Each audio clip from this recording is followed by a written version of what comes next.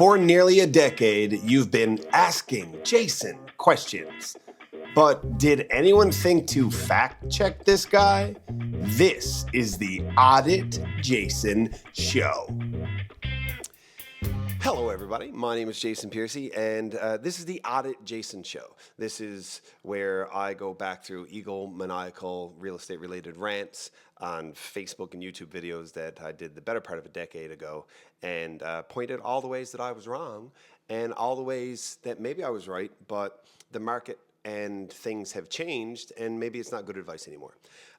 We are picking up back in, I guess it's 2016 now, 2015 or something like that. It's the 6th episode I ever did. This was a big deal at the time because a local news story put up an article saying that house prices had dropped by like 8% or something. And it was terrible for headline readers because people thought that they lost 50 grand on their equity overnight. And rather than just go on and on about it, as I usually would have, which is what I'm doing right now, come to think of it, I sat down with somebody that matters, unlike me, and yeah, this is what happened. So let's get into the show. I don't know why I said that. On this episode, we're going to talk to the big guns about your home value. Welcome everyone to episode 6 of the Ask Jason Show. No dilly-dallying, I'm holding up an important man here. So, very recently, somebody sent me a question and asked, did I lose 8% in my property value last night? Because I read that article on VOCM. And to answer that truthfully and as honestly as possible, because I have my own opinions, I wanted to bring in somebody who could tell you the facts as they are, straight from the horse's mouth, so to speak. Much more handsome than a horse. This is Mr. Bill Sterling. He's the... Even then, I was like, much more handsome than a horse. Why? I don't know why. After that, I got into saying the lovely and talented. And I still say the lovely and talented, don't I? Like the lovely and talented Director Joe, or whatever it is. I probably said the lovely and talented Martin Byrne on... That was a... Yeah, they'll see this one before they see that one. Sorry, by the way, for the... really unprofessional, relaxed demeanor. If you don't like it, watch somebody else's YouTube. Okay, I stopped that because I referenced an article on something called VOCM. So that's a local radio station here in St. John's, Newfoundland, that has always been known for being quick-breaking, very reliable news. So it's a news radio station, like old school news, and their website has massive traffic. So that's where all of this came from. VOCM, Bill Sterling, here we go. I think that's, yeah. CEO of the Newfoundland and Labrador Real Estate Association. Sir, did I lose... It's important who he is. So I'm going to go back there. Much more handsome than a horse. This is Mr. Bill Sterling. He's the CEO of the Newfoundland and Labrador Real Estate Association. Sir, did I lose 8 points on my property value last night? No, you did not. Are you sure? Because I'm worried. I am positive. Okay. That's a misinterpretation of a report that was put out by the Canadian Real Estate Association. What's happened here is that those are average house prices. Problem is there's no such thing as an average house. Very so true. We have a range of houses. We've sold as many houses. I think it's important to note that we still talk about average sale price, but now we have something that we use as a KPI in some ways. We refer to a benchmark price. So now instead of like the average sale price, that's still a measure of central tendency that we will use, a terrible measure of central tendency, as you will see, but now we also use benchmark. So that's the entry-level desirable home in any particular area. So you might have an average sale price of $345,000.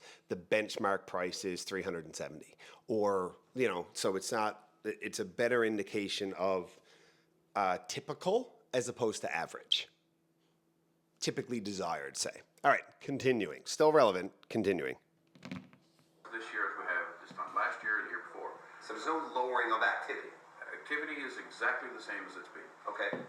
What's happened though is strategically the market has shifted for a whole pile of reasons to the lower price end of the marketplace. And that's part of that is being driven by changes in the economy, fewer oil workers coming and going, fewer people working in Alberta buying the high-end houses. But there's been new programs come out to help first-time buyers get access to housing affordability. Yeah, so that down payment assistance program creates buyers that previously were not in our market because they didn't have that savings for the down payment, and so we just like basically said, hey, all you people who couldn't buy a house last year, now you can. Now you can. Yeah, and that drives the average And down. it brings the average I mean, down. that makes sense, Yeah. right? This is so basic when you explain it this like way, if you right? lined up all of the kids in grade 6 classroom, tallest to shortest, you'll find an average right here. Yeah. If you took the 4 tallest kids out of the market, the kids haven't changed, but the average is smaller. See, that's so simple. This guy. That's exactly what's happening. This is why we're here. So to summarize, my house isn't worth less. It's just that on average, the house that people are buying, because we've introduced so many first-time home buyers, is on average Cheaper. less expensive Absolutely. than it would have been. And that makes total sense. Guys, thank you very much. Next time. Bill, awesome. Thank you. Thank you. Okay, so I think it's pretty hard to point out all of the errors in that. That's so concise. It's so simple. That might be, I don't know if that's like we're at 6 and there's like 170 or 80 or 200 or something. I don't know, episodes over however long we did it. Anyway, that might be one of the most tangible and concrete episodes that was ever done. Right? Really, that's a good one. So I want to reiterate on some of it, but you know what? No, I'm not going to reiterate on some of it because it doesn't need to be. It's very clear. It's very obvious. Average sale price does not affect your home's equity. Average sale price does not affect your home's equity. The benchmark price will not affect your home's equity. Your home's equity could affect the benchmark price. It doesn't go the other way around. Your house isn't worth less because the average sale price is down. The average sale price could go down if your home was worth less. It doesn't go the other way around. I'm sorry. One of my cats has just climbed to the top of the kitchen cabinets. You have never done this before, Hank. Joe, if I get a little thing, could you, By the way, this is Director Joe. Hi, Joe. This is Hank.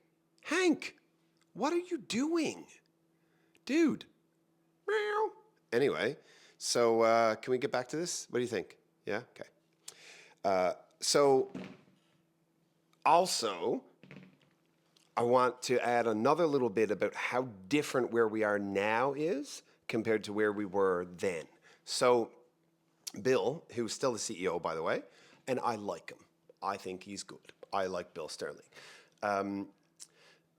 He said that the amount of transactions that we had done in that year was right on par with what we had done the year before and the year before that, meaning the market was steady, meaning it was stable.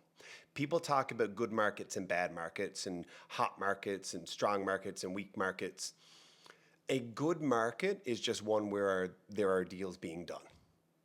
A bad market is one that doesn't exist because nobody is buying or selling, either because they can't or because the product offering isn't there or nobody can get money or the economy is drowned or there's political issues. That's a bad market. A good market is one where there are deals.